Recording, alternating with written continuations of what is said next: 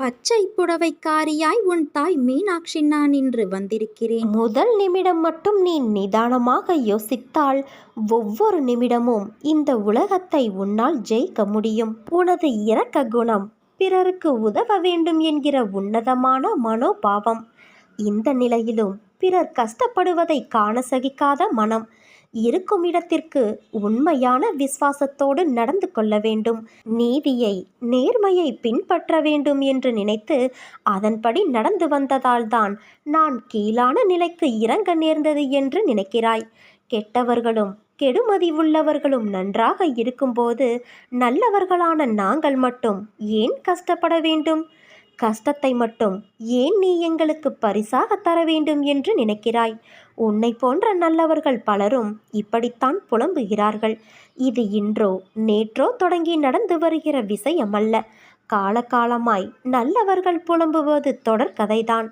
நல்லவர்கள் தங்களது எஞ்சியுள்ள கர்ம வினைகளையும் தீர்த்துவிட்டு முற்றிலும் சந்தோஷத்தை பெறுவதற்கே கஷ்டத்தை அனுபவிக்கிறார்கள். நான் உன்னிடம் பிரத்யட்சமாக விளங்கவே இந்த தற்காலிகமாக நடக்கும் கஷ்டம். ஏனென்றால் நான் நல்லவர்கள் மனதில் மட்டுமே வாழ முடியும். கெட்டவர்கள் மனதில் எனக்கு இடம் ஏது? இப்படி உன்னை கஷ்டப்படுத்தி நான் வாழ்வதால் என்ன பலன் என்று நீ நினைக்கலாம். நான் உன்னை பக்குவப்படுத்தி பெருமைப்படுத்துவதற்கு இதை உனக்கு வரப்பிரசாதமாக கொடுத்திருக்கிறேன். உன்னுடைய தகுதிக்கும் தாங்கும் சக்திக்கும் ஏற்பத்தான் கஷ்டத்தை தருகிறேன். இதை உன்னால் சமாளிக்க முடியும். சோர்வு எதற்கு? அது உன்னை பலவீனப்படுத்தி சிந்தனையை முடக்கும், செயலை குறைக்கும், மந்த புத்தியை உண்டாக்கும். இதற்காகவா நான் கஷ்டத்தை கொடுத்தேன்? இந்த நேரத்தில் நீ வேகமாக செயல்பட வேண்டும். உன்னோடு உன் அன்னையான நான் இருக்கிறேனே. இன்று உனக்கு ஏற்பட்ட விஷயங்களை அவமானம் என்று கருதாதே. உன் மனதில் கபடம் இல்லை.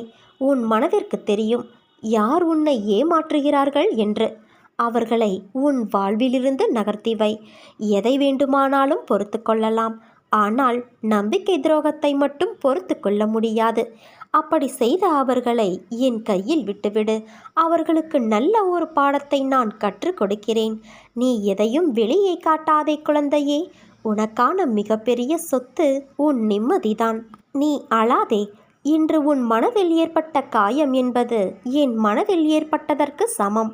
அதை நான் எப்படி சரி செய்கிறேன் என்பதை நீ பார். ஆனால் அவர்களுக்கோ அதையே அவர்கள் அனுபவித்துதான் புரிந்து கொள்ள வேண்டும் என்பது அவர்களுடைய விதி.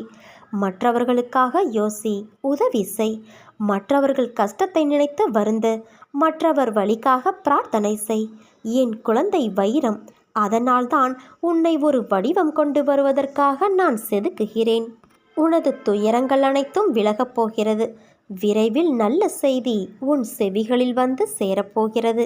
நீ நினைத்து பார்க்க முடியாத அளவிற்கு உன்னை நான் உயர்த்தப் போகிறேன் குழந்தையே. சீக்கிரமே உனக்கு நல்ல வழி பிறக்கும். என்னை முழுவதுமாக நம்பு. அப்போது நான் உனக்கு இளைப்பாறுதல் செய்வேன். என்னிடம் முழு மனதோடு கேள். என்னிடம் உள்ள அனைத்தையும் நான் உனக்கு தருவேன். சோதனையும் வேதனையும் உன்னை சோர்ந்து போக செய்வதற்காக வருவதல்ல, போதனை செய்வதற்காகவே வருகின்றன. போதனையை உணர்ந்தால் உனக்கு சாதனையாக மாறும்.